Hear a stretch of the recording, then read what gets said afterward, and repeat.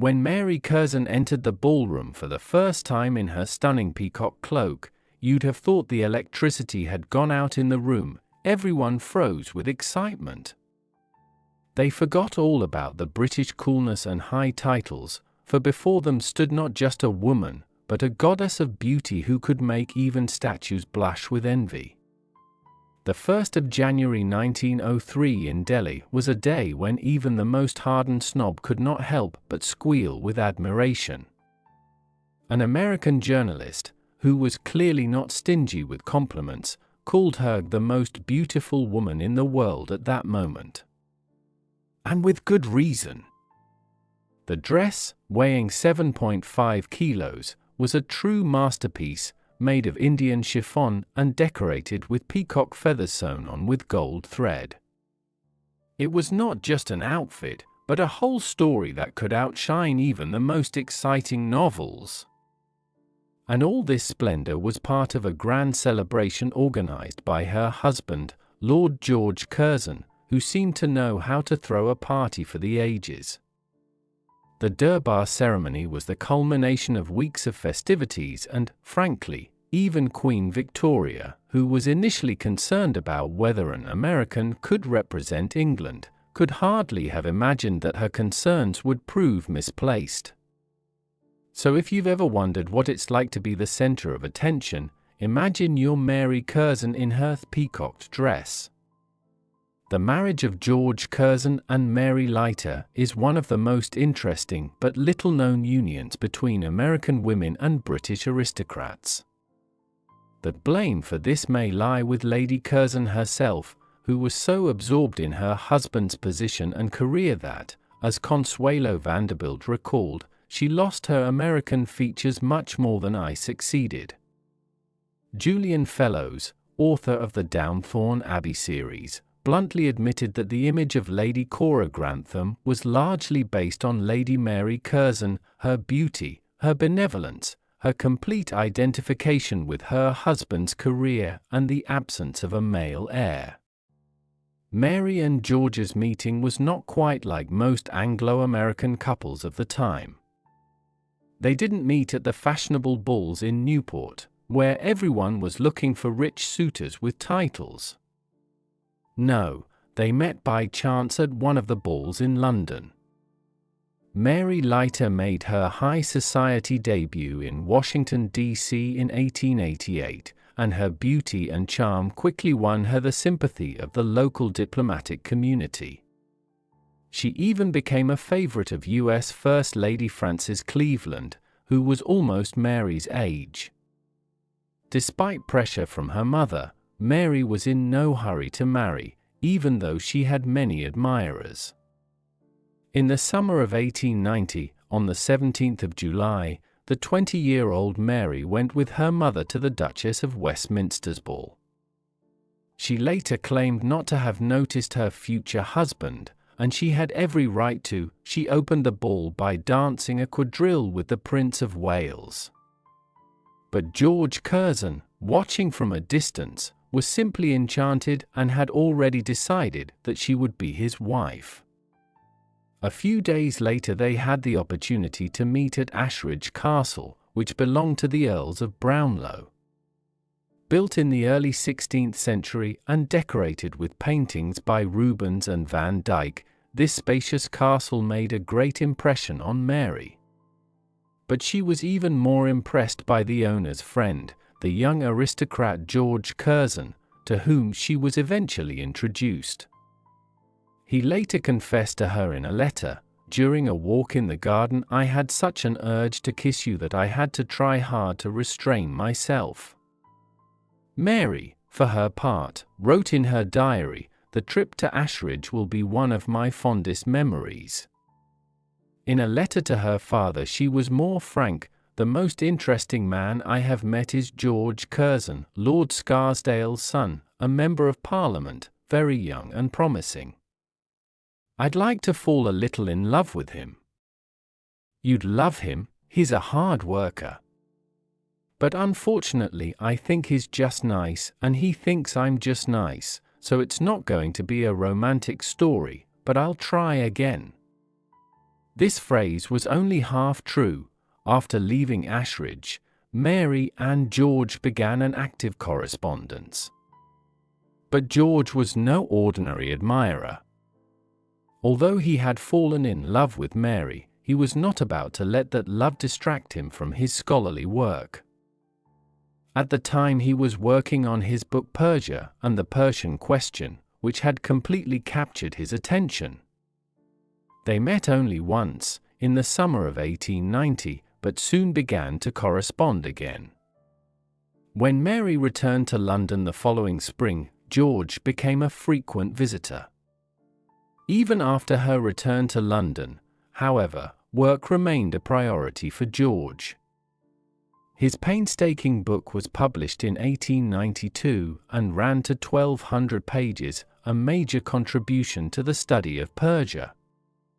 His immersion in scholarship and the coldness of his relationships increasingly attracted Mary, who gradually became accustomed to his pace of life and adapted to his hobbies. George Curzon was an unusual man. His lineage dated back to the time of William the Conqueror, and around the 11th century the family acquired the estate of Kedleston Hall in Derbyshire, where they settled. The strict Anglican traditions of the Curzons dictated the principle that George's father often repeated, "Sit still and keep your head down." George was the eldest of 11 children, and his parents paid little attention to them, leaving their upbringing in the hands of a nanny. But their nanny turned out to be a real sadist and psychopath, abusing George and his brother Frank both physically and mentally. She made them walk around the village wearing hats with the words "a liar" and cheat on them, and regularly punished them to the point of bloodshed. George found an outlet in his studies and history. While at university, George suffered a spinal injury that often required him to wear a corset, but this did not stop him from traveling. He was a short, blond man with clear eyes and a cherubic face. His understated beauty and serenity attracted women, and although he preferred the more mature and married, Mary was an exception, the first to whom he was faithful after marriage.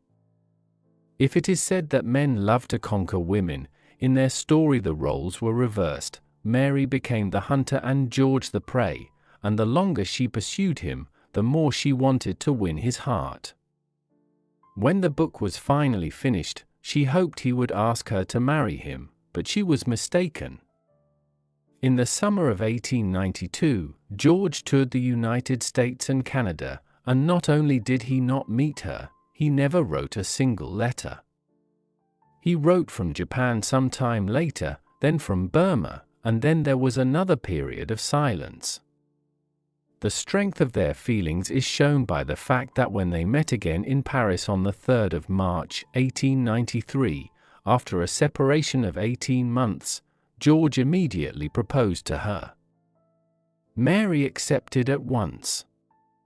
She even agreed to keep the engagement secret for 2 years and to separate again, as George had plans to go on an expedition to Afghanistan and the Pamirs and did not want to abandon them for such a prosaic thing as a wedding. For the next year, Mary played the role of a wealthy but, for her age, old American woman awaiting the return of her beloved.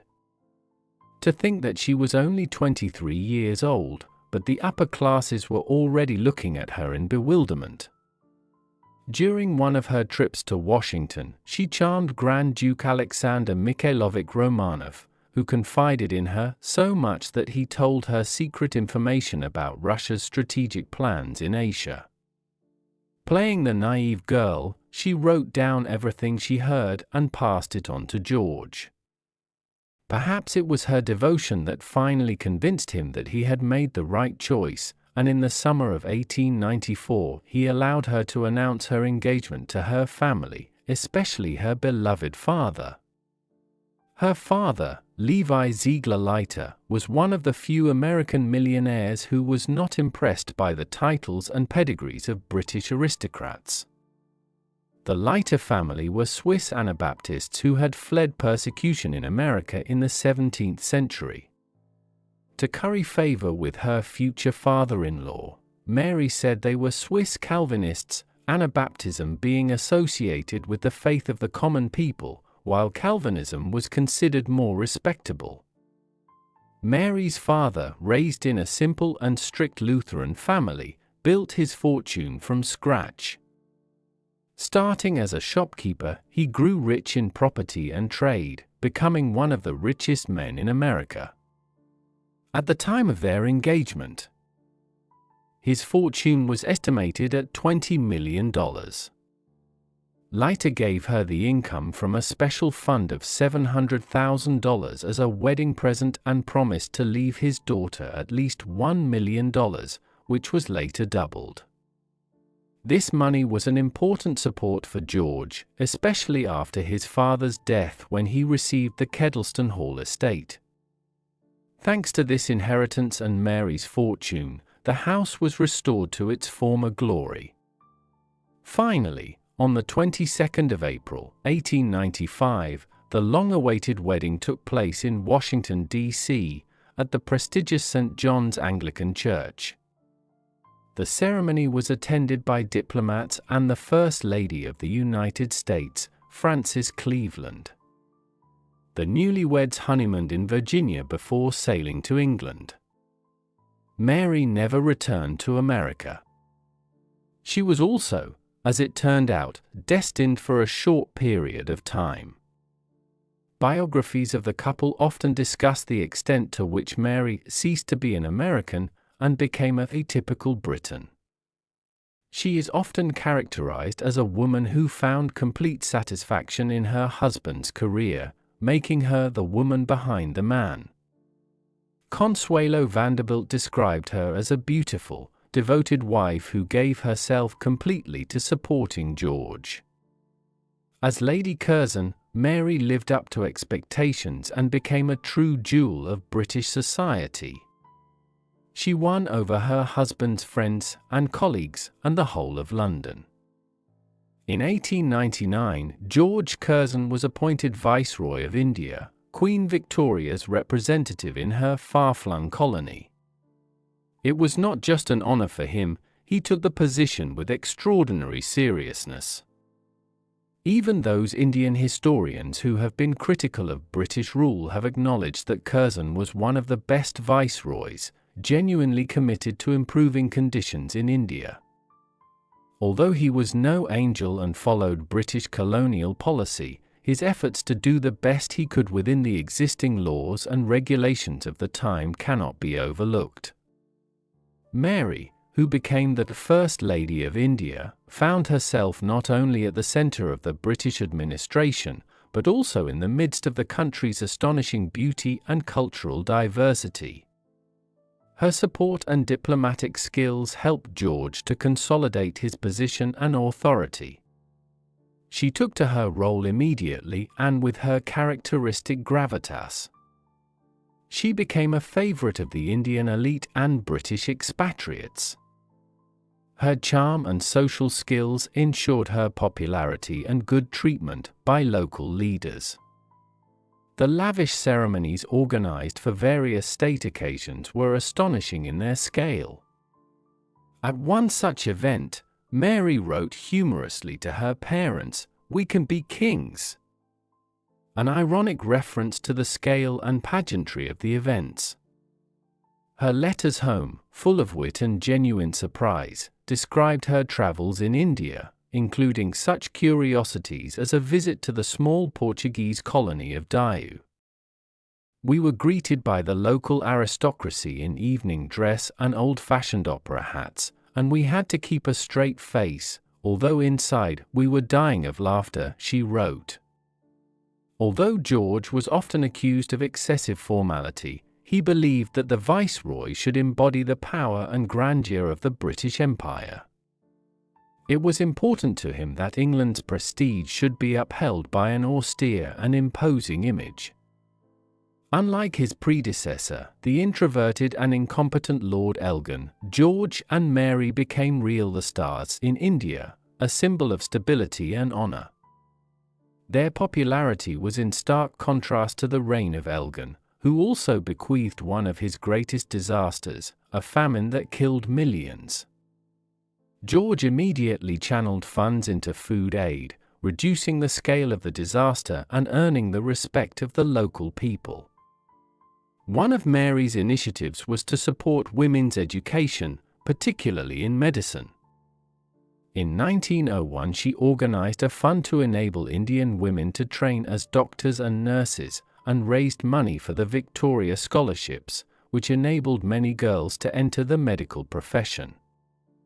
Although the scheme was not officially launched until after her death, it became known as Lady Minto's Plan, although the idea was Mary's.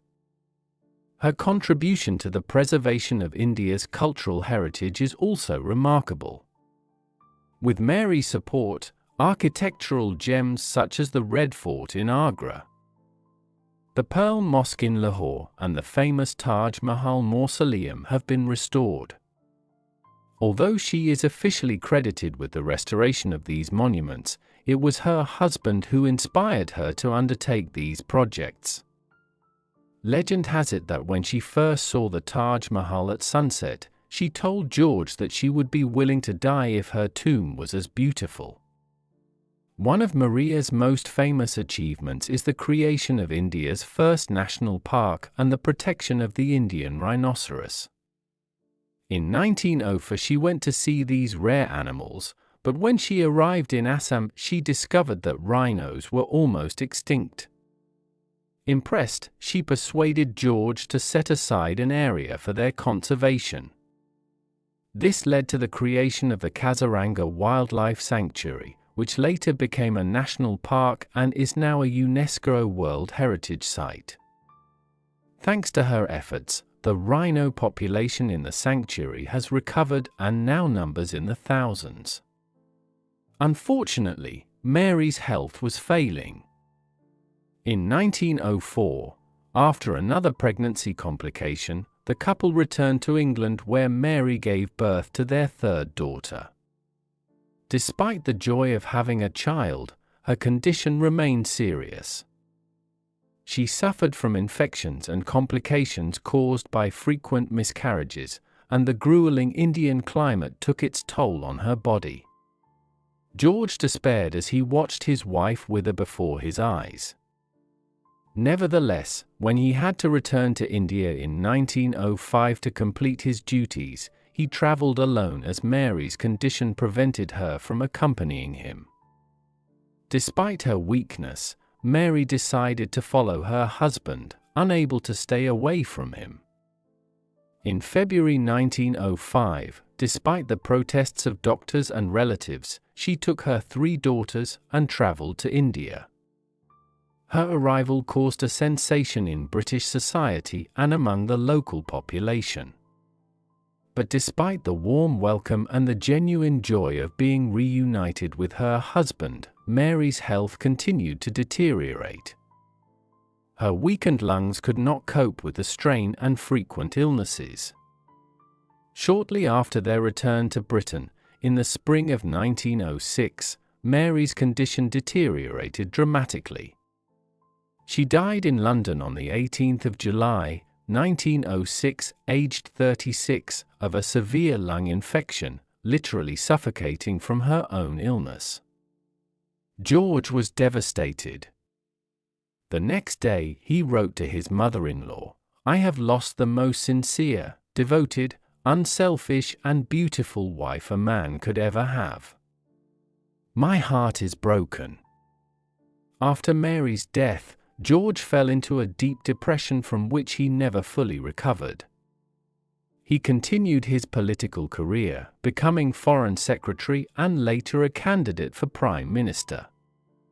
Despite his successes, however, the personal tragedy left its mark on his heart.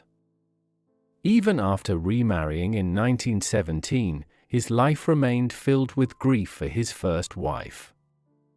George Curzon died in 1925 and, according to his will, was buried next to Mary at their family home, Kedleston Hall. Mary's memory lived on in people's hearts for many years after her death. Her role in preserving Indian heritage Her devotion to her husband and her strength of character were revered. The hundreds of letters of condolence received since her death show how deeply she was appreciated and respected.